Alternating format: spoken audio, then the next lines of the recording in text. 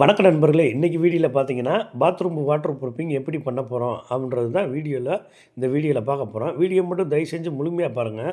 நம்ம எந்த ஒரு பாத்ரூமாக இருக்கட்டும் 1 அடி 1 அடி செவத்தில் ஏற்றிடணும் இந்த வாட்டர் ப்ரூஃபை. என்ன விஷயம்னு கேட்டிங்கன்னா, அது வரைக்கும் கப்பி அடித்து நம்ம பைப் லைன் எல்லாமே போடுவாங்க. அதனால் 1 அடி 1 அடி வரைக்கும் நம்ம ஏற்றிட்டோம்னா கொஞ்சம் நல்லது. இப்போ பார்த்தீங்கன்னா, தரையை நல்லா சுத்தம் பண்ணிவிட்டு தண்ணியை நனைச்சி விட்டுட்டு டாக்டர் பிசிட்டில் 301 சிமெண்ட்டையும் கலந்து ஃபஸ்ட்டு ஒரு கோட்டிங் போட்டுறணும் பைப் லைன் போடுறதுக்கு முன்னாடி. அப்புறம் பைப் லைன் கோப்பை எல்லாம் ஆக வச்சதுக்கப்புறம் என்னன்னு பார்த்தீங்கன்னா, நம்ம டூ கேர் பண்ணணும். 2வது கோட்டு டூ கேர் எதுக்குன்னு கேட்டிங்கன்னா, நம்ம அந்த பைப் லைன் போட்டதுக்கப்புறம் டூ கேர் பண்ணுறது அந்த பைப்லேயும் சேர்த்து அடிக்கிறதுக்கு தான் டூ கேர் நம்ம பண்ணுறது. ஏன்னா பைப் லைன் ஜாயிண்ட்டு கீண்டு ஓரம் எல்லாமே நம்ம இந்த டூ கேர் நல்லா நீட்டாக அடிச்சிட்டோம்னா 2வது கோட்டிங் அடிச்சிட்டோம்னா லீக் ஆகிறதுக்கு அதிக வாய்ப்புகள் இருக்காது.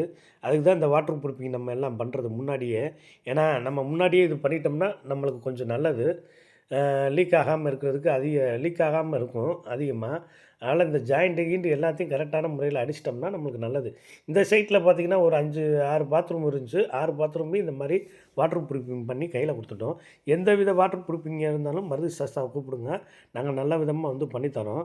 இந்த வீடியோ உங்களுக்கு பிடிச்சிருந்துச்சுன்னா லைக் பண்ணுங்கள். நன்றி, வணக்கம்.